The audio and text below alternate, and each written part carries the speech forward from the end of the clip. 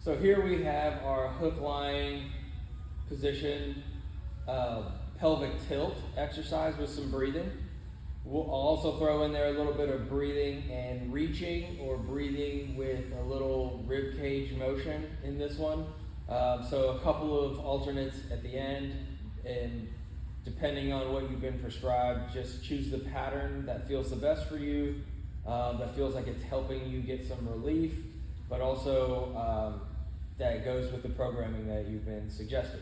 So what we got here is just a yoga block in between the knees. You can also use a foam roller here, or a pillow, or a basketball, or a football, something to just keep your knees together and keep the pressure.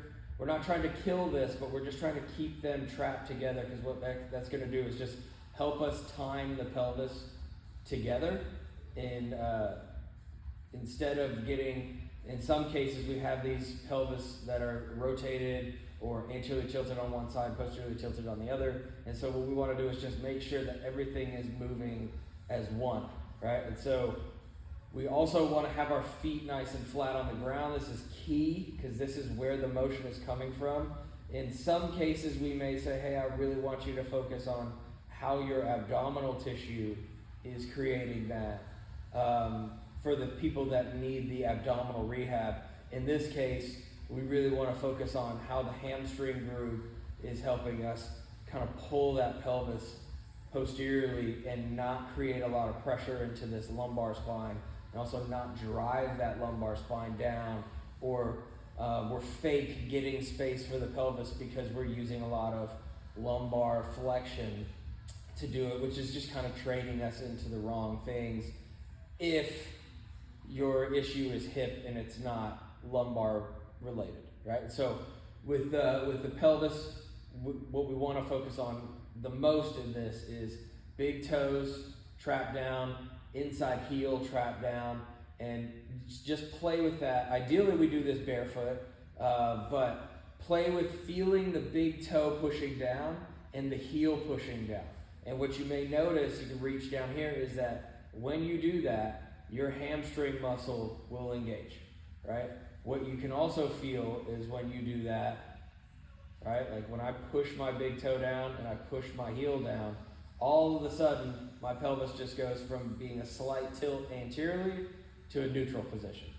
That's the exercise, right? Is we want to push and push into the ground, and now we're creating this neutral pelvic tilt, and it's decompressing that lower lumbar joint, the L5-S1, the L4-L5. It's opening that space up. You may start to feel like you're going to cramp here. That's a good sign. And then we squeeze across into this yoga block, and then we breathe. So hands on the belly, make sure that you're expanding this lower rib cage.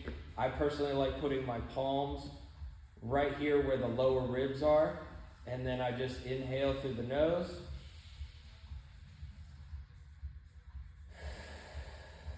Exhale slowly through the mouth. We're not trying to brace down, right? Notice as I did that, all this came here and my head went into extension.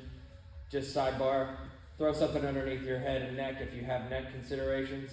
If you don't want to have your head in this extension position, if you have no problem being in this full neutral position without any neck irritation or upper or shoulder irritation, great, stay there. But if you need something for the neck, do something for the neck. This is not about the neck, but sidebar, right? So, big toes in the ground, heels in the ground. We're creating that neutral pelvis. We're squeezing across. We're inhaling.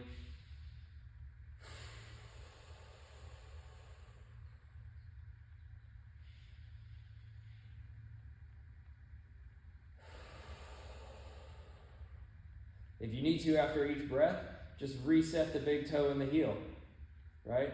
And you can also just add like a small little like pull. So to get even more hamstring activation, big toe down, heel down. Pull them like you're trying to pull your body down towards your heels. We're not going anywhere, but it just helps with a lot more of that pelvic tilt and a ton more hamstring activation, which overall is what we're going for here. somewhere around 6 to 8 breaths can be really effective. If we have added in any kind of like breathing and reaching, bend the elbows, palms towards the face, reach the elbows down, and then just think tall spine.